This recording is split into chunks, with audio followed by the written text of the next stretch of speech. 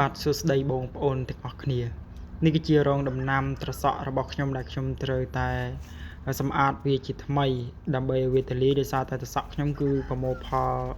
មួយខែហើយក៏ដើមត្រសក់យើងក៏បានចាស់ហើយអញ្ចឹងវាអត់មានផ្លែអត់មានអីទៀតទេអញ្ចឹងត្រូវតែសម្អាតហើយឬត្រសក់របស់ខ្ញុំនេះគឺខ្ញុំដាំកន្លែងផ្សេងដោយសារតែដាំក្បែរនេះគឺធ្វើឲ្យម្លប់ដើមស្ពៃអញ្ចឹងគឺខ្ញុំត្រូវតែរើហើយទុកទីតាំងនេះគឺដាំស្ពៃវិញសម្រាប់ខ្ញុំគឺព្រលឹមឡើងគឺត្រូវតែរៀបចំទីតាំងសម្រាប់ដាំដោយសារតែវាជាកិច្ចការប្រចាំថ្ងៃហើយនៅពេលដែលខ្ញុំទំនេរនេះគឺខ្ញុំដាំដំណាំលេងដើម្បីជាការកំសាន្តរបស់ខ្លួនឯងឯងវាមិនជា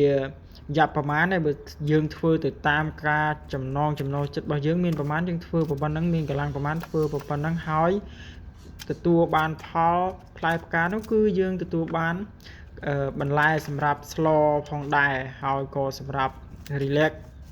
បន្ធូរអារម្មណ៍ខ្លួនឯងដែរនៅពេលដែលយើងបានគយគន់ជាមួយនឹងដំណាំគយគន់ជាមួយនឹងធម្មជាតិគយគន់ជាមួយនឹងសត្វល្អិតហើយរៀនសូត្រខ្លះដែរនៅពេលដែលដាំហ្នឹងគឺមានជួបបញ្ហាអីផ្សេងហើយនឹងការរៀបចំគឺមានការរៀបចំដើម្បីសិក្សាផងដែរប៉ុន្តែមិនមែនជាការសិក្សាធំដុំនេះគឺជាលក្ខណៈដាំសម្រាប់ហូបចុកក្នុងគ្រួសារចឹងអត់ដូចយើងត្រូវរៀនផ្នែកកសិកម្មតែមកបើរៀនផ្នែកកសិកម្មគឺមិនមែនត្រឹមតែដាំទេគឺលក្ខណៈទីផ្សារអីផ្សេងច្រើនទៀតហើយទីតាំងនេះគឺខ្ញុំទុកដាំស្ពៃបន្តដើម្បីប្របែកហើយនឹងរៀបចំដាំកូនត្រសក់បន្តទៀតកូនត្រសក់ខ្ញុំបានប្របែក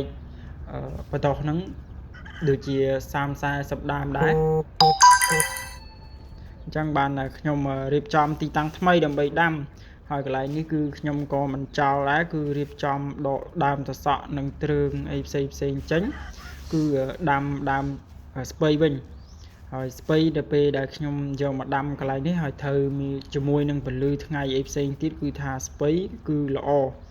បាទអរគុណច្រើន